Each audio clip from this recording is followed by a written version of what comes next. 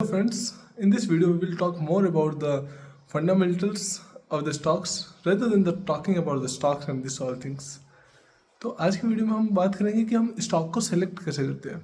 किसी भी स्टॉक को अगर हमें सेलेक्ट करना है तो उसके लिए हम क्या क्या पैरामीटर्स है, क्या क्या पैरामीटर्स हम जज करते हैं, देखते हैं, फिर हम उसको उसके बारे में हम कैसे सेलेक्ट करते हैं कि ये स्टॉक बढ़िया है। तो जो मेरा थ्योरी है या थीसिस है उस पर हम बात करते हैं। मैं क्या करता हूँ, सबसे पहले मैं किसी भी सेक्टर, किसी भी स्टॉक को चूज़ करने से पहले मैं उसके सेक्टर के बारे में पढ़ता हूँ। जस्ट फॉर एग्जांपल मैं आपको बताता हूँ कि जैसे कि मान लो ज्वेलरी सेक्टर, तो मैं पहले ज्वेलरी सेक्टर के बारे में बात करूँगा कि ज्वेलरी सेक्टर बिजनेस चलता कैसे है, तो मैं पहले उसके बारे में पढ़ूंगा। तो फॉर एग्जाम्पल मैं बताता हूँ, ज़्यादा डीप भी नहीं जाना है कि साइंटिफिकली तुम उसके ऊपर ही जा रहे हो कि सोना कैसे आ रहा है कैसे नहीं आ रहा है, ये सब नहीं। जितना बिजनेस है उसके बारे में हमें पता करना है। तो हम सबसे पहले देखेंगे कि जो ज्वेलरी सेक्टर है वो दो सेक्टर्स में ऑर्गेनाइज्ड है, एक तो ऑर्गेनाइज्ड और एक अनऑर्गेनाइज्ड। फिर हम इसमें देखेंगे कि जो हिस्ट्री था, जो पास्ट था, पास्ट में क्या होता था कि जैसे ये जो ज्वेलरी सेक्टर है, जो अनऑर्गेनाइज सेक्टर है वो सबसे ज़्यादा होता था, लेकिन अब क्या हो रहा है कि ऑर्गेनाइज सेक्टर है वो थोड़ा ज़्यादा होते जा रहा है टाइम के साथ।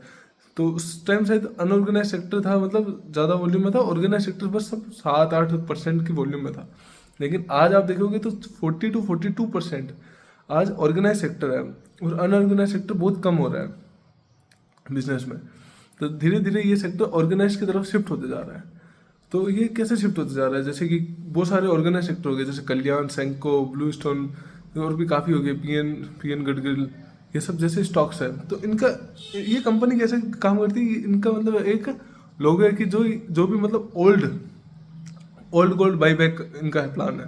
इसमें क्या होता है कि जो भी पुराना सोना था आपके पास आज से 10 साल 15 साल पहले, जो हमने कहाँ से लिया होगा, अनऑर्गेनाइज सेक्टर से हमने लिया है वो सोना, और अब वो जो ऑर्गेनाइज सेक्टर है वो उसको बाई बैक कर रहे हैं। वो बोल रहे हैं कि आप आओ पुराना सोना लेके आओ हमारे यहाँ, हम उसको आपके सामने पिघालेंगे, कितनी प्योरिटी है वो आपको दिखाएंगे, और उसके बदले में हमारे यहाँ पे इतने सारे नए नए ज्वेलरीज है, वो आज आप आके ले जाओ उसको। तो डेट्स हाउ कि ये ऑर्गेनाइज सेक्टर क्या कर रहे हैं कि अनऑर्गेनाइज सेक्टर से अपना बिजनेस और भी ज़्यादा ले रहे हैं, कि आने वाले टाइम में ऑर्गेनाइज सेक्टर और अच्छे तरह से बढ़ेगा। तो इस चीज़ से हमें पता चलता है कि भाई इस सेक्टर में ग्रोथ है, इस सेक्टर में ग्रोथ है, हमें ये पता चलता है। और हमें ये पता चलता है कि ये सेक्टर है जिसमें जो ये अनऑर्गेनाइज सेक्टर है वो और हटके ऑर्गेनाइज सेक्टर की तरफ शिफ्ट होता जा रहा है। जैसे कि अपने लोकल जो भी हो गए, बायर्स हो गए, ये सब हो गए। फिर आता है दूसरा इनका, जो इन्होंने चलाया था पहले, कि जो ये अनऑर्गेनाइज सेक्टर से ऑर्गेनाइज सेक्टर में आना, हॉलमार्क हो गया एक, तो प्रूव होना कि ये जो अगर 22 कैरेट है तो 22 कैरेट है, 18 कैरेट है तो 18 कैरेट है, ये सब चीज़ का प्रूफ और ये सब होना। तो अनऑर्गेनाइज सेक्टर से ऑर्गेनाइज सेक्टर की तरफ ज़्यादा शिफ्ट हो रहे हैं लोग आज के टाइम में। तो इसमें अगर आप नंबर्स देखोगे तो काफ़ी सारे कंपनीज है, जैसे कल्याण है, टाइटन है, जैसे काफ़ी पीएन गडगिल है, एक और कंपनी है जो साउथ साइड सबसे ज़्यादा होती है। और जो अगर आप ये चीज़ और डाटा और देखोगे कि सबसे ज़्यादा गोल्ड ज्वेलरीज वगैरह कहाँ पे खरीदा जा रहा है, सबसे ज़्यादा ये चीज़ें हैं जो साउथ साइड में सबसे ज़्यादा बड़ा मार्केट है, जहाँ पे शायद इंडिया का 20 से 40% कंजप्शन जो हो रहा है वो साउथ साइड से हो रहा है। तो उसके लिए एक थंगा ग्रिल करके कंपनी में, प्रोनाउंसिएशन थोड़ी गलत है थोड़ी, लेकिन ये कंपनी है जो बहुत ही फास्ट फेस से ग्रोथ हो रही है। जैसे कल्याण हो गया, ये टाइटन से भी ज़्यादा फास्टली ग्रोथ हो रहा है इन सब का। तो ऐसे करके सारे, जैसे कल्याण में कैंडर भी है जो ऑनलाइन शॉपिंग वगैरह ज़्यादा प्रमोट कर रहा है, वैसे करके। तो काफ़ी सारे ऐसे सेक्टर हैं। तो इस तरह से हम क्या, पहले सेक्टर के बारे में देखते हैं, फिर उससे हम स्टॉक के बारे में पहचानते हैं, और उसके बाद हम उसमें इन्वेस्ट करते हैं, उसके बाद उसका ट्रैक रिकॉर्ड देखते हैं। जैसे फॉर क्वार्टरली रिजल्ट हम देखते हैं उसके बारे में। जैसे मेरे स्टॉक पोर्टफोलियो में बता रहा हूँ, फॉर एग्जांपल बता रहा हूँ, मेरे पास टाइटन है और कल्याण है। जस्ट मैं दो का एग्जांपल लेके आपको समझा रहा हूँ, कोई रिकमेंडेशन नहीं है। तो मैं क्या कर रहा हूँ कि मैं चेक कर रहा हूँ कि टाइटन का क्वार्टरली रिजल्ट देख रहा हूँ कि कितने % से ग्रो कर रहा है हर quarter on quarter, year on year. फिर मैं देख रहा हूँ कल्याण कैसे क्वार्टर ऑन क्वार्टर और ईयर ऑन ईयर अपनी सेल्स वगैरह, रेवेन्यू वगैरह ये सब बढ़ा रहा है। फॉर एग्जाम्पल अगर टाइटन अगर मान लो कि 100 रुपये की कंपनी है, जस्ट फॉर एग्जाम्पल, ठीक है।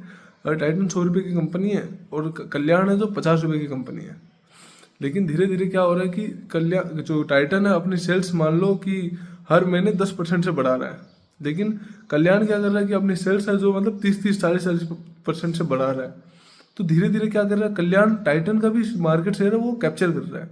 तो इस हिसाब से मेरे को कंक्लूजन ये है कि मैं अपना मतलब जो पोर्टफोलियो मैनेज करूँगा मैं, उसमें मैं कल्याण को ज़्यादा मतलब बूस्ट दूंगा, मतलब ज़्यादा मतलब पैसे उसमें लगाऊंगा हर महीने या 2-3 महीने में ऐसे करके।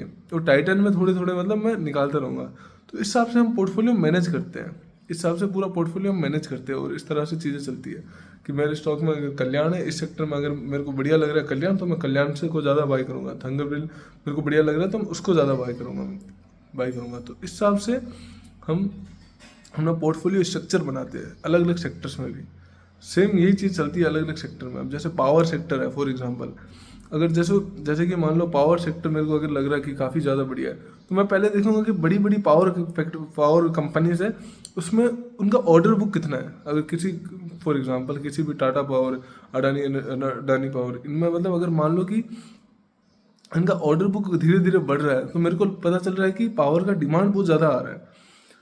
तो मैं अब इसमें अपना कंक्लूजन लगाऊंगा फॉर एग्जांपल कि मान लो कि कोई भी पावर ये जो बनता है, तो मान लो कि छत्तीसगढ़ में बन रहा है, जयपुर में बन रहा है।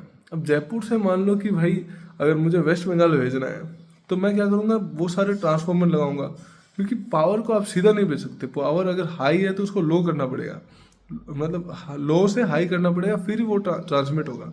और जहाँ मतलब मान लो कि मेरे को जयपुर से वेस्ट बंगाल पहुँचाना है, वेस्ट बंगाल पहुँच गया, वेस्ट बंगाल में ट्रांसफार्मर होगा जो क्या हाई वोल्टेज को लो में करेगा, क्योंकि हाई वोल्टेज से हम अपने घर में डिस्ट्रीब्यूट नहीं कर सकते, तो हाई को लो में। तो मेरे को ट्रांसफार्मर बिजनेस के बारे में पढ़ना पड़ेगा।